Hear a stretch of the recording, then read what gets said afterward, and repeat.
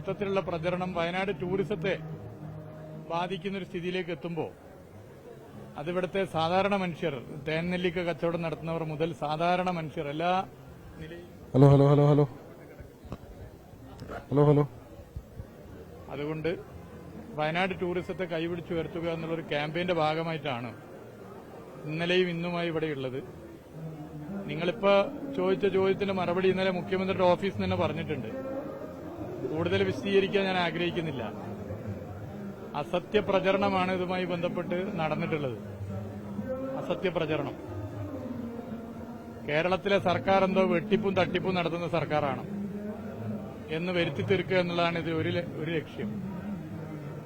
പിന്നീടത് ധൂർത്താണ്, ചെലവഴിച്ച തുക ഇത്രയാണ് എന്നൊക്കെയുള്ള പ്രചരണമായി വന്നു.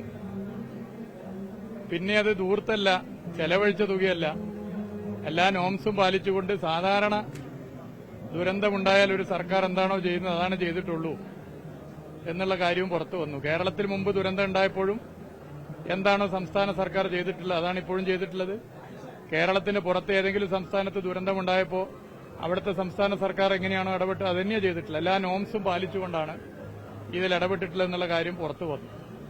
അത് പിന്നീട് ആളുകൾക്ക് പൊതുവെ മനസ്സിലാകുന്ന സ്ഥിതി വന്നു.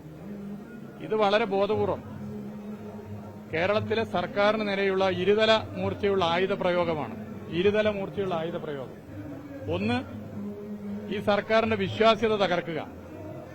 ദുരന്തമുഖത്തും മറ്റും സർക്കാർ നടത്തുന്ന ഇടപെടലുകൾ പൊതുവെ എല്ലാവരും അംഗീകരിക്കുന്നതാണ്. ആ വിശ്വാസ്യതയെ തകർക്കുക എന്നുള്ളതാണ് ഇതിലെ ഒരു ലക്ഷ്യം. സർക്കാർ വെട്ടിപ്പും തട്ടിപ്പും നടത്തുന്ന സർക്കാരാണ് എന്ന് വരുത്തി തീർത്ത് ഈ സർക്കാരിന്റെ വിശ്വാസ്യത തകർക്കുക.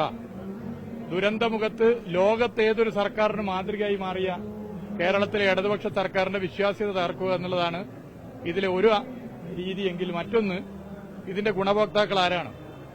ഇപ്പോ കേന്ദ്ര സർക്കാരിൽ നിന്നും നമ്മളൊക്കെ തന്നെ ഫണ്ട് പ്രതീക്ഷിക്കുകയാണ്. മുഖ്യമന്ത്രി ഉൾപ്പെടെ ആ പ്രതീക്ഷ കൈവിട്ടിട്ടില്ല. ഞങ്ങളാരും കൈവിട്ടിട്ടില്ല. ഫണ്ട് ലഭിക്കും തന്നെയാണ് പ്രതീക്ഷിക്കുന്നത്. പ്രധാനമന്ത്രി ഇതുവരെയും പറഞ്ഞിട്ടില്ല ഫണ്ട് നൽകില്ല എന്ന്. ഇവിടെ പ്രധാനമന്ത്രി വന്നപ്പോഴും പ്രധാനമന്ത്രിയുടെ ബോഡി ലാംഗ്വേജും പ്രധാനമന്ത്രിയുടെ വാക്കുകളും കേരളത്തിന് അർഹമായ സഹായം കേന്ദ്ര സർക്കാർ നൽകുമെന്നുള്ളത് തന്നെയാണ്. എന്നാൽ ചിലർക്ക് സംസ്ഥാനം ഭരിക്കുന്ന ഇടതുപക്ഷ സർക്കാരാണ്, അതുകൊണ്ട് കാലണ കിട്ടരുത്, കേന്ദ്ര ഫണ്ടൊന്നും കിട്ടരുത്, ഈ സർക്കാർ നരകിച്ചു പോകണം, ആകെ പ്രയാസപ്പെടണം എന്നാഗ്രഹിക്കുന്ന ചിലർക്ക് ഇത്തരം വാർത്തകൾ ഗുണകരമാണ്. കാരണം നാളെ കേന്ദ്ര സർക്കാർ ഫണ്ടൊന്നും നൽകിയിട്ടില്ലെങ്കിൽ, ഇപ്പൊ തന്നെ സംഭവം നടന്ന് 40-45 ദിവസം കഴിഞ്ഞിട്ട് ഫണ്ട് എന്താണ്, കേന്ദ്ര സഹായം എന്താണ് ലഭിക്കാത്തതെന്ന് സ്വാഭാവികമായിട്ടും ആളുകൾ പലരും ചർച്ച ചെയ്യുന്നുണ്ട്. ആ പശ്ചാത്തലത്തിൽ കേന്ദ്ര ഫണ്ട് കിട്ടാത്തത് കണക്ക് കൃത്യമല്ല, അല്ലെങ്കിൽ ധൂർത്താണ് എന്നൊക്കെ പറഞ്ഞ് പിടിച്ചു നിൽക്കാൻ പറ്റും എന്ന് കരുതുന്ന ചിലരാണ് ഇതിന്റെ ഗുണഭോക്താക്കൾ. അതാ ഞാൻ പറഞ്ഞത്, ഇരുതല മൂർച്ചയുള്ള ആയുധ പ്രയോഗമാണ്. ഒരു ഭാഗത്ത് സംസ്ഥാന സർക്കാരിന്റെ വിശ്വാസ്യത തകർക്കുക, മറുഭാഗത്ത് ഞാനീ പറഞ്ഞതുപോലെ ഇന്ന കാരണത്താലാണ് കേന്ദ്ര ഫണ്ട് ലഭിക്കാത്തതെന്നുള്ള പ്രചരണം നടത്തുക. ഇതിനു വേണ്ടിയുള്ള ശ്രമമാണ്. എന്നാൽ ഒന്ന് ഞങ്ങൾ പറഞ്ഞുതരാം, ഇത് മുമ്പും കേരളത്തിൽ നടന്നതാണ്. 2016 ഇടതുപക്ഷ സർക്കാരിനെ ഇരുതല മൂർച്ചയുള്ള ആയുധ പ്രയോഗമല്ല, പലതല മൂർച്ചയുള്ള ആയുധ പ്രയോഗം ഉപയോഗിച്ച് വീശി നോക്കിയതാണ്.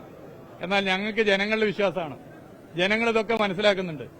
ഏതെങ്കിലും ഒരു വാർത്ത വന്ന് ആ വാർത്ത ഏറ്റുപിടിച്ച് കള്ളപ്രചരണം നടത്തിയാൽ ഇതാ ഈ സർക്കാർ കള്ളന്മാരുടെ സർക്കാർ എന്ന് വിശ്വസിക്കുന്നവരല്ല കേരളത്തിലെ ജനങ്ങൾ. ജനങ്ങൾക്ക് ഇതിനെക്കുറിച്ച് നല്ല ധാരണയുണ്ട് എന്നുള്ളത് ഞങ്ങളുടെ ആത്മവിശ്വാസമാണ്, ഞങ്ങളുടെ കരുത്താണ്. അതാണ് വീണ്ടും ഞങ്ങൾ അധികാരത്തിൽ വരാൻ കാരണമായി മാറിയിട്ടുള്ളത്. അതുകൊണ്ട് ഞങ്ങളെ സംബന്ധിച്ചിടത്തോളം ഇതിലൊക്കെ കൃത്യമായ ധാരണയുണ്ട്.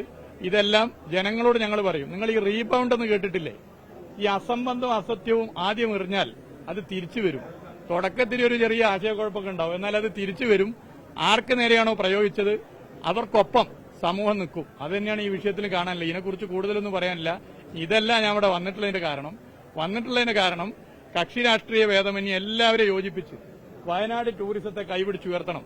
ഇവിടുത്തെ സാധാരണ മനുഷ്യരുടെ ജീവിതത്തെ ബാധിക്കുന്നതാണ് ടൂറിസം. എല്ലാവരും തേൻനെല്ലിക്ക കച്ചവടം നടത്തുന്നവർ മുതൽ സാധാരണ മനുഷ്യരുടെ ഒക്കെ ജീവിതത്തെ ബാധിക്കുകയാണ്. നമ്മളെല്ലാവരും ഒത്തൊരുമിച്ച് നിന്ന് വയനാട്ടിലേക്ക് കൂടുതൽ സഞ്ചാരികളെ കൊണ്ടുവരണം. ഇവിടുത്തെ ടൂറിസത്തെ കൈപിടിച്ചുയർത്തണം. ഇതിനാണ് പ്രധാനമായി വന്നത്. ഓക്കെ.